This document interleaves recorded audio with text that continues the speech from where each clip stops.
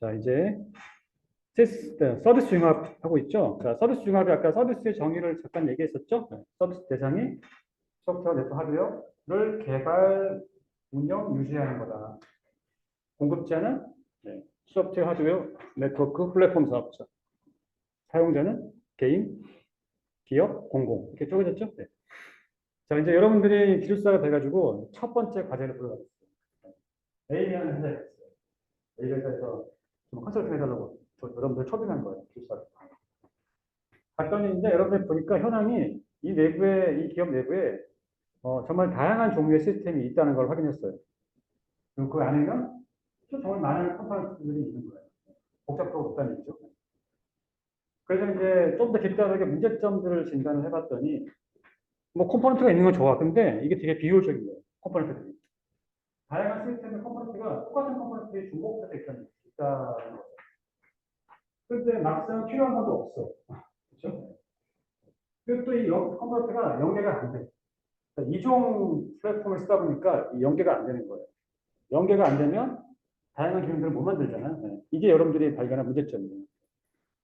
여러분들은 기술사로서 이 기업한테 어떤 해결책을, 개선책을 주겠냐 이거죠. 책 안 보고 하면 책에 다 나와 있으니까 책을 안 보고 여러분들이 이 기업의 사장님한테 어떤 해결책을 줄지 한번 얘기해 보죠.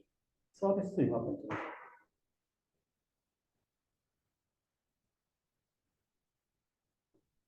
어쨌든 네. 전사의 다양한 컴포넌트나 시스템을 네. 융합해야 되니까 네. 네.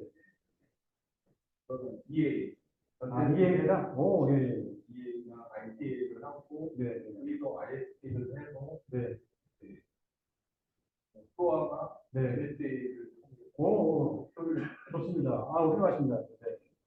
그래서 이에 ESP 방법론으로 분석 진단을 해서 디테일하게 해서 자, 그러면 이 문제점을 포커스를 한다면 이 문제점에만 포커스를 준다면 아까 말한 어떤 몇 가지 해석을 줄 수 있잖아요. 이에 ISP 결과물에서 어떤 것들이 나오는지를 보시는 겁니다. 그럼 이 문제에 포커스를 두게 되면 어떻게 있을까요? 이 문제. 컴포넌트니까 네. CDD가 있는 CBD, 네. CBD, CD, 네. CBD. 그러면 중고차 컴포넌트를 없애는 방법이 있어요. 지금은 이제 이 얘기가 무슨 얘기냐면 이 회사에는 여러 가지 시스템이 있어. 그 안에 각각 애플리케이션들이 있는데 이 안을 까보니까 컴포넌트가 같은 기능을 하는 컴포넌트가 같이 있는 거예요. 이 기업을 어떻게 해야 돼요? 뭔가 변경이 발생할 때마다 그 컴포넌트는 똑같은 컴포넌트를 예수정하고 예수정하고 다시 돼. 이 비율을 없앨 방법. 아까 얘기한 것 중에 답이 있어요. 어. 네. 뭐 레파지토리에다가 네. 모아서 네. 땡겨서 쓰는 상태. 네. 뭔가 그렇죠. 소프트웨어의 아키텍처를 바꿔야 되겠죠. 소아 맞아, 소아 맞아. 소아도 한 이거 하나 있고 소아. 또 있을까요? 네. 그 소아가 가장 중요한 건 맞는 것 같아요. 그럼 제가 한번 해결책을 한번 같이 얘기해 볼게요. 우선은 이제 우리가 그냥 막 하는 게 아니라 당신 기업의 아키텍처 측면에서 이렇게 하십시오. 개발 방법은 이렇게 하세요. 여기에 핵심 인프라 기술은 이걸 하면 좋습니다. 라고 얘기해 주면 좋겠죠. 네. 네. 이런 식으로. 아키텍처에는 네. 소아를 쓰십시오. 소아를. 소프트 아키텍처는 소아가 아니라 모노리틱 아키텍처니까 네. 거기다가 이제 EDA를 접목하면 좋습니다. EDA를 하게 되면 실시간으로 이벤트를 캡처해가지고 받아볼 수 있어요. 캡처시면서 개선책을 제안할 수 있겠죠. 개발 방법론은 뭐 CBD도 있을 거고 소아도 있을 거예요. 그러면 교수님 소아가 왜 아키텍처인데 개발 방법론이에요라고 물어보시겠죠. 소아는 아키텍처인데 개발 방법론이에요. 둘 다 해당되는 거예요. 그럼 이제 이 아키텍처를 뒷받침해주는 인프라나 기술이 있겠죠. 그게 여기 나오는 이런 거예요. ESB나 웹 서비스. 네. 이런 걸 쓰면요. 이게 사라져요. 없는 컴포넌트는 웹 서비스를 이용하게 되면 내가 쉽게 가져다 쓸 수 있어요. 첫 번째 연계는 ES를 시키면 됩니다. 그래서 제가 이제 이 서비스 융합에서는 첫 번째로 여기 나와 있는 빨간색을 좀 써놓을게요. 이게 왜 서비스 융합 관점에서 이 계열 문제들을 해결할 수 있는지를 얘기해 볼게요. 네.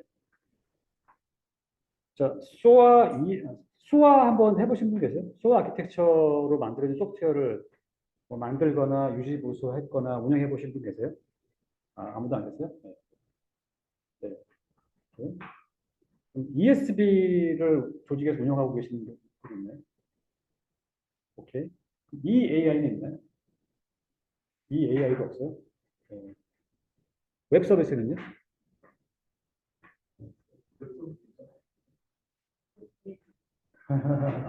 웹 서비스 이용하고 계세요? 네. 어떤 웹 서비스 쓰고 계세요?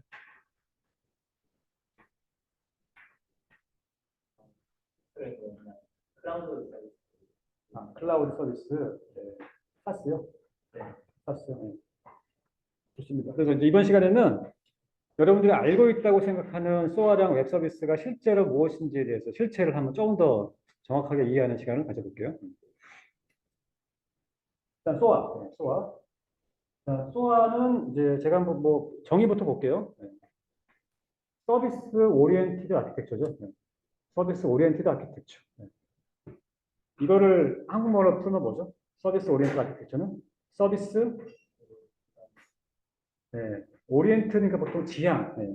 서비스를 지향하는 아키텍처예요. 서비스.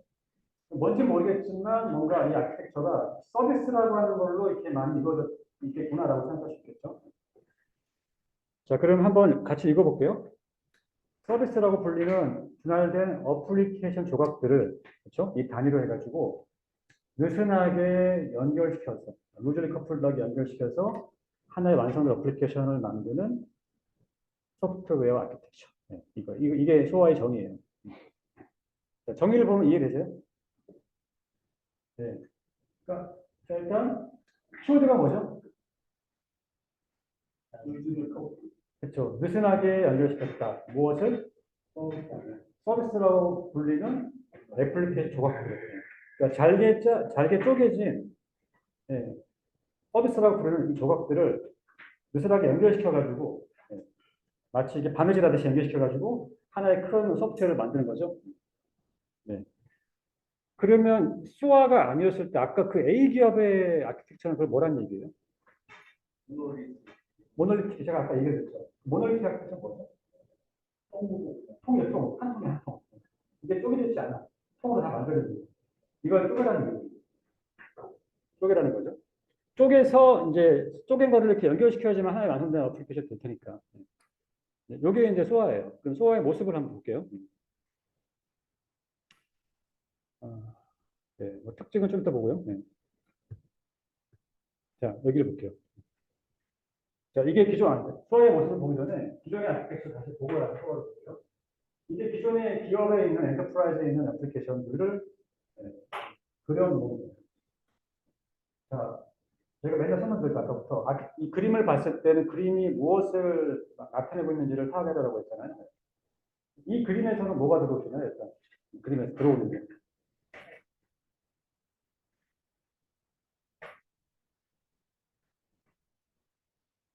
네. 여러분, 이 그림을 봤을 때 제일 처음에 이 부분하고 이해가 딱 눈에 들어오셔요. 얘는 뭔가 있을 거예요.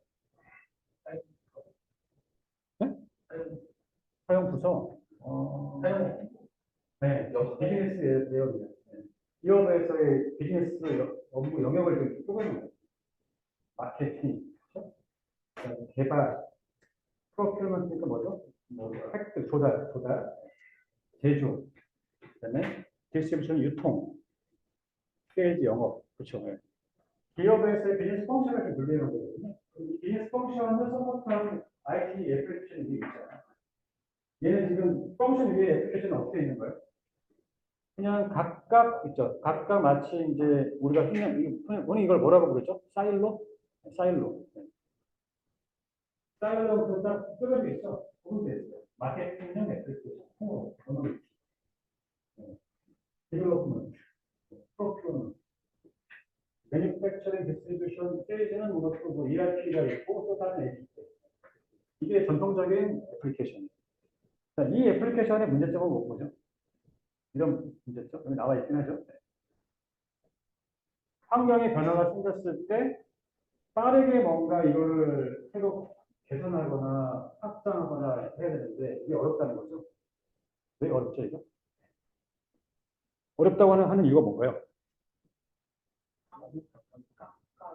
그렇죠. 중복되는 것도 있으니까 예를 들어서 법규가 바뀌어가지고 특정 법규 요건을 다 보는데 예를 들어서 특정 뜻을 암호화를 시켜요. 네. 그럼 이 안에서 각각에 대해서 고객성 보면서 그 암호화 계획을 쓰여야 되잖아요. 그럼 많은 시간이 걸리겠죠? 다 바꿔야 되니까. 그리고 통으로 되어 있다 보니까 내가 여기 하나를 바꿨어요. 바꿨을 때 어떤 일이 발생하십니까? 잘 바꾸는 문제가 안 되겠지만 네, 하나 영향되겠죠? 네. 하나의 변경이 미치 임팩이 되게 커지는 거죠. 그리고 빨리 못 바꾸는 거죠. 이게 이제 기존의 모노리틱 아키텍처의 문제점이에요. 네. 그리고 특히 얘들 서로 연동이 돼야 되는 연동하는 게 뭐예요?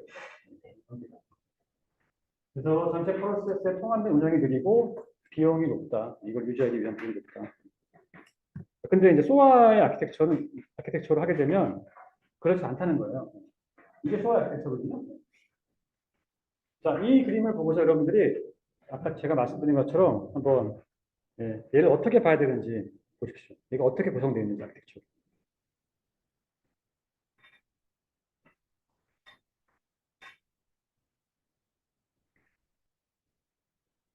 앞에 거보다는 계층이 좀 더 많이 세분화되어 있죠. 식적으로 그렇죠. 밑에가 똑같아요. 근데 위에가 지금 아까처럼 이렇게 통이 아니라 뜯어져 있어요. 몇 단계로 이쪽에.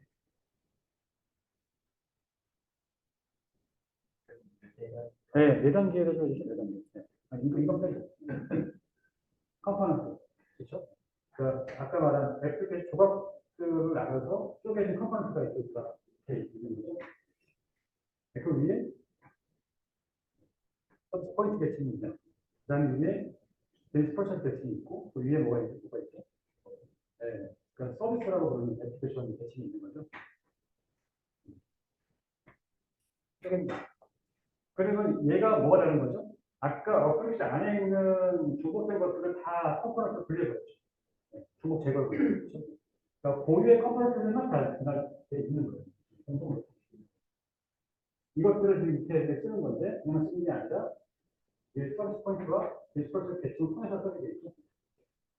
그러면 딱 이 그림을 봤을 때 제가 설명을 하지 않고도 가장 중요한 계층이 어디 같으세요? 소아에서. 네.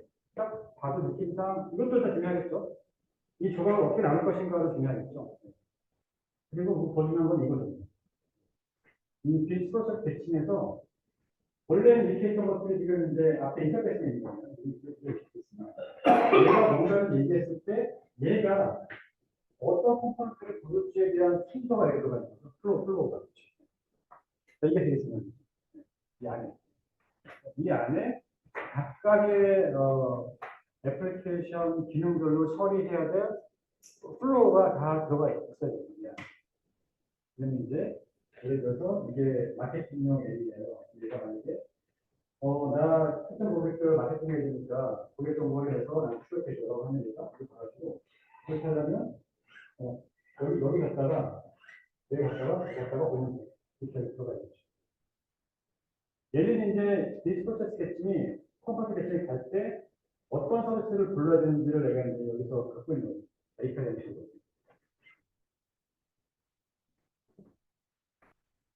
자, 그러면 이제 앞에 거에 비해서 얘는 어떤 것 같으세요? 복잡해 보이세요? 아니면 단순해 보이세요?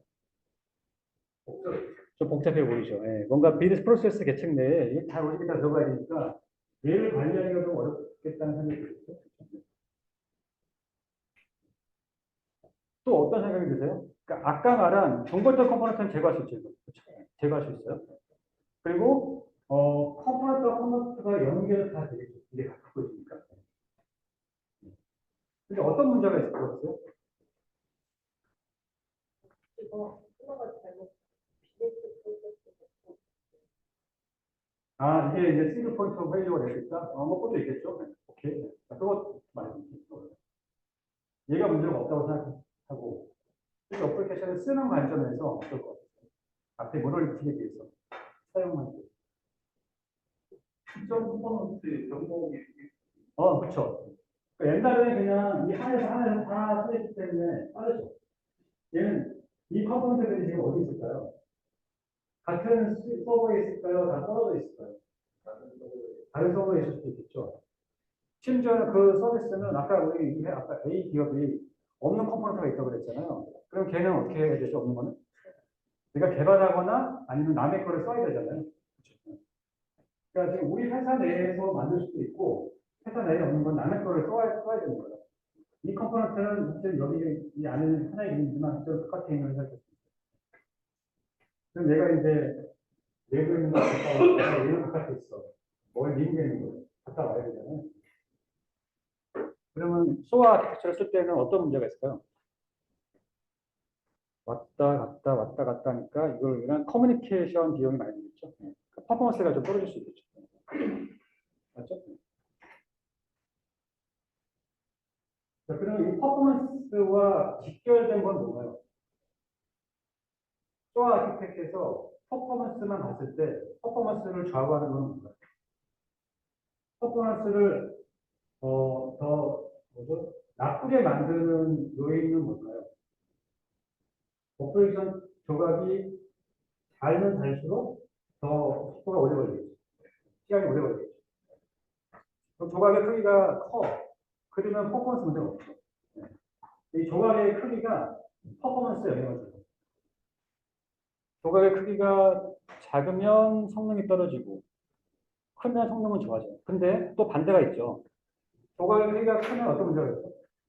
성능은 좋아지는데 아까 말한 모노리티 같처럼 또 문제가 있는 거예요. 변경에 대한 임팩트. 그렇죠? 네. 그러면 이제 우리가 소아 아키텍처를 채택할 때는 무엇을 잘해야 될까요? 두 가지만 놓고 보게 되면 무엇을 잘해야 될까요? 컴포넌트 사이즈나 그렇죠. 사이즈를 어떻게 가져올 것인가를 정하는 게 제일 중요하죠. 그럼 어떻게 해야 될까요? 1번 작게 한다. 2번 크게 한다. 뭐가 맞을까요? 적당히 네, 3번이 답이 3번이에요. 그 회사의 비즈니스 성격, 그렇죠?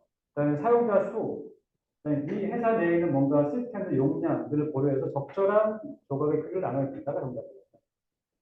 그러니까 소아 컨설팅을 한 여러분들 역할이 되게 중요합니다. 가가지고 파일럿 한번 POC도 한번 해보고 하셔야겠죠? 네, 네, 네. 자, 그러면 이제 여러분들 확실하게 소아과랑 이거 모노리틱과의 차이는 알았죠, 이제? 네. 그럼 지금 트렌드는 어떻게 되고 있나요? 트렌드는 모노리틱이에요, 소아예요? 후와의 네. 제일만 네. 일단은 모노리틱은 아닌 건 맞아요. 네. 모노리틱은 아니고 이걸 쪼개는 방향으로 가고 있어요. 근데 전통적으로 소아는 많이 쓰이진 않았어요, 소아가. 이게 성능 이슈가 있어가지고 전사적으로 확대돼서 쓰진 않았어요. 근데 지금 이제 트렌드는 소아를 조금 더 개선시킨 마이크로 서비스 아키텍처로 가고 있죠. 그거 좀 이따 얘기할게요. 자, 이렇게 해서 이제 소아 아키텍처를 봤고요. 자, 그러면 이건 넘어갈게요. 자, 아까 우리가 소아에서 가장 중요하다고 생각하는 계층이 이 비즈니스 프로세스 계층이었죠. 네. 이 비즈니스 프로세스 계층을 잘 관리할 수 있는 무언가가 있어야겠죠. 이걸 잘 처리하기 위해.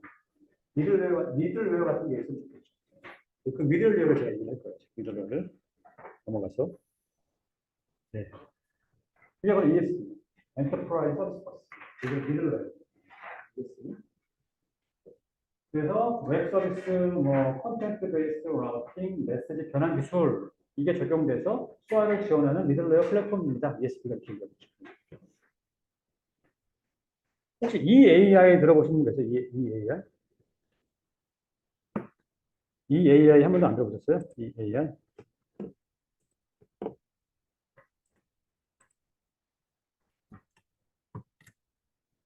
처음 들어봤어요? 이게 아까 앞에 그림에 있었죠. 아까 모노리틱 아키텍처에 있지 않았었어요? 네. 이 AI는 엔터프라이즈 어플리케이션 인티그레이션이에요. 네. 인티그레이션. 네. 이것도 역시 미들웨어예요. 이 AI. 네. 이렇게 제품이죠. 이 AI는 기업에 있는 여러 가지 상이한 그 어플리케이션들을 내가 통합해 주는 역할을 하거든요.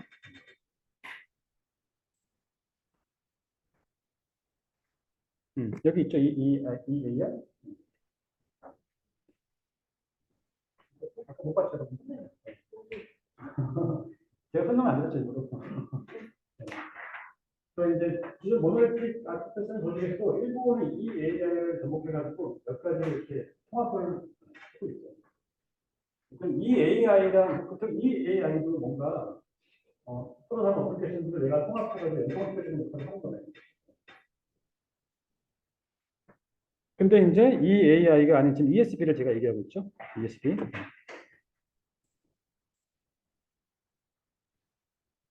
자, ESB를 한번 읽어볼게요. 얘는 다 루빌리 컴플렉스를 지원해요.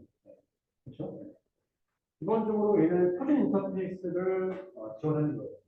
기본적으로 표준 인터페이스를 프로모트하는 것이고, 그 다음에 기타 여러 가지 어플리케이션들을 연동을 시켜준대요. 그리고 분산점에서 통합을 전환돼요.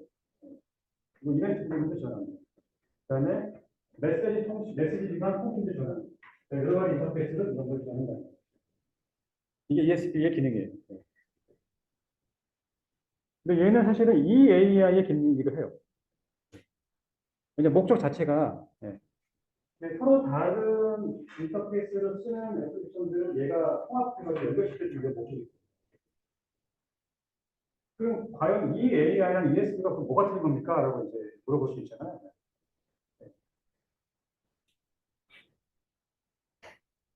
사실 이건 벤더의 마케팅 용어예요. 이 AI 벤더가 ESB로 이름을 바꿔서 팔고 있는 거거든요. 그 차이는 뭐냐면 이거예요. 표준이.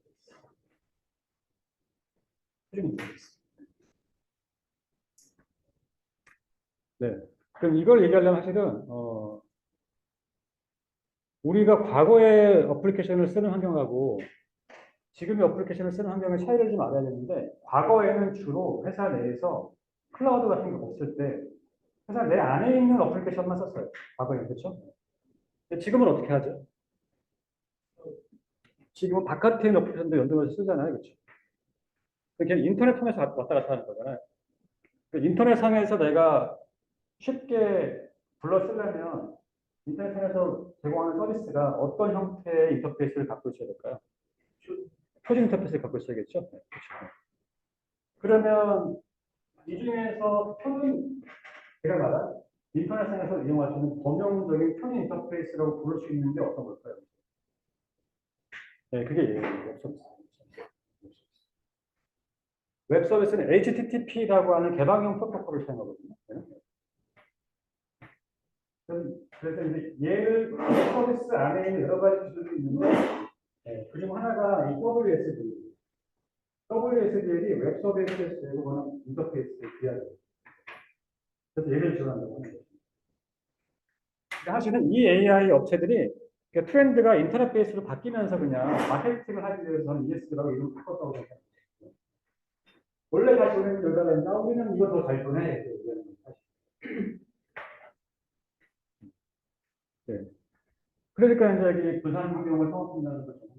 분산 환경이라고 하는 거는 로컬에 있는 것만 얘기하는 게 아니라 바깥에 있는 것도 다 얘기하는 거죠.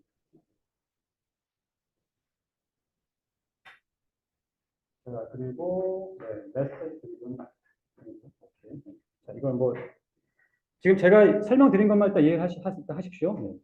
ESB. 자, 그래서 이제 ESB가 이 모습이 뭐냐고 물어보게 되면 이게 ESB. 이게 ESB 리뷰 제품이고요. 이 안에 이렇게 비즈니스 프로세스가 이 안에 등록이 됩니다. 이 프로세스는 A, B, B를 갔다 오게 하는 프로세스예요.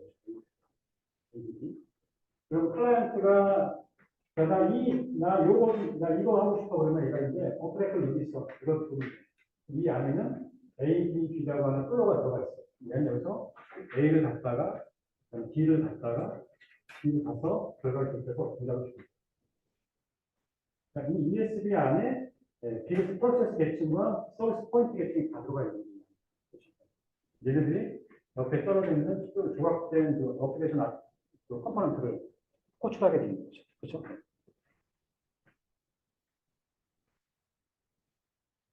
만약 ESB가 없으면 얘는 그냥 P2P식으로 다 연결시켜요.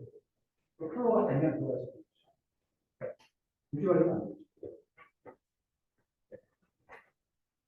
그래서 ESB를 고급진 말로 하게 되면 당일 서비스들을 조합해서 다양한 레벨의 복합 서비스들을 쉽게 만들어 재사용성을 용이하게 해주는 역할을 한다. 이렇게 되죠. 여기서 핵심은 이겁니다. 오케스트레이션. 오케스트레이션. 조합. 지휘자처럼. 지휘자처럼 내가 클라이언트가 말만 하면 알았어. 내가 다 지휘해줄게 해서 이거 갔다 와서 줄게. 이게 ESB예요. 자, 그러면 이제 ESB는 여러 가지 서비스를 지금 다 얘가 불러서 처리해 주는 거잖아요. 근데 모든 서비스들이 다 아까 말한 그 푸시 인터페이스를 쓸까요? 그러진 않겠죠. 네. 바깥에 있는 웹 서비스는 아까 말한 푸시를 쓰겠지만 내부에 있는 것들은 웹 서비스 안 쓸 수 있잖아요. 앞에 있는 것처럼. 네. 이런 거 쓸 수 있잖아요. 개인을 쓸 수 있고, 단을 쓸 수 있고, 다 폼을 쓸 수 있잖아요. 얘네들만의 고유의 인터페이스를 갖고 있을 거잖아요. 메시지 폼도 다를 거예요. 여기 제가 이제 그럼 만약에 이제 예를 들어서 얘가 그 단내 쓰는 걸 갖다 왔어. 봤어요. 그 단내 쓰는 걸 갖다 와서 다른 이제 얘는 웹 서비스야. 이 데이터를 받아와서 여기로 보내줘야 되잖아요. 그럼 두 개와 얘와 얘의 값은 틀리겠죠.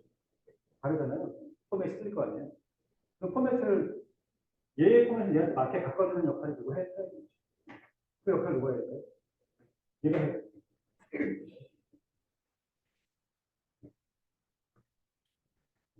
그래서 제가 이제 그런 상이한 인터페이스 포맷을 내가 변환시켜주는 역할을 해야 되는 거죠. 네. 그래서 이제 ESB의 기능을 보게 되면, 그렇죠? 여러 가지 인터페이스를 통합한다. 그렇죠? 그다음에 이런 상이한 메시지를 변환시켜준다. 프로토콜 변환까지. 메시지 변환까지. 그렇죠?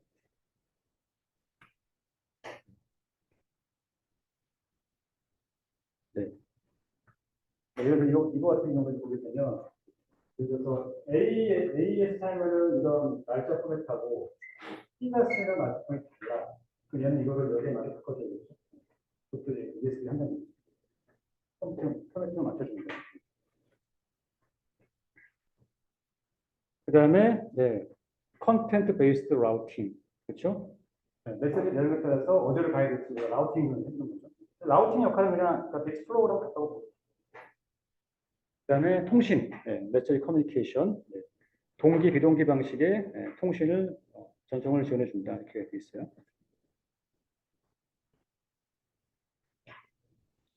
자, 이게 이제 ESB의 기능이고요. 뭐 여기 뒤에 나와 있는 뭐 서비스가 하나를 쓰는 거냐, 여러 개를 쓰는 거냐에 따라서 그냥 단일 서비스, 복합 서비스를 나누기도 하고, 복합 서비스를 하려면 반드시 ESB가 필요하다는 얘기를 하고 있는 거죠.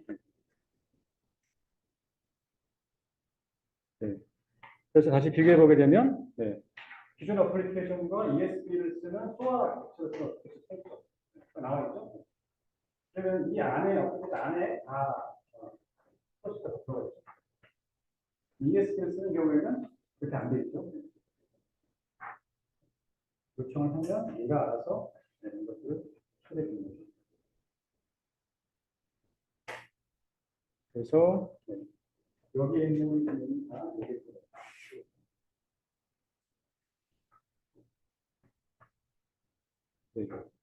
했죠? 이해됐죠? 네. 아까 웹 서비스 제가 잠깐 얘기했었잖아요. 웹 서비스. 이 웹 서비스라고 하는 게 이해되세요? 이 웹 서비스라고 하는 것과 웹 페이지랑 뭐가 다를까요? 지금 차이점 아세요? 웹 페이지와 웹 서비스의 차이점. 네. 앞서 네, 네, 네. 네. 그것도 하나의 모임인 거예요.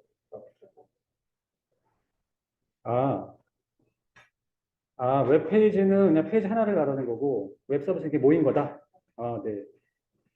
그렇게 많이 이제 오해를 하죠, 이제.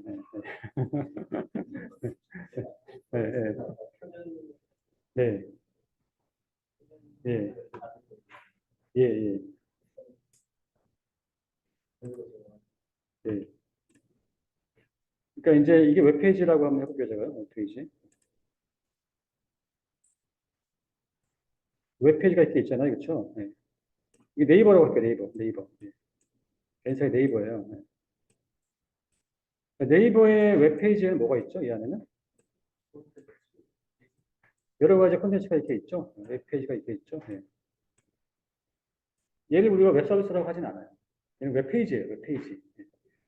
근데 네이버가 만약에 여기서 이 중에 하나의 이 콘텐츠를 채우기 위해서 그래서 환율 정보를 담아서 여기다가 보여주는 걸 만들고 싶어요.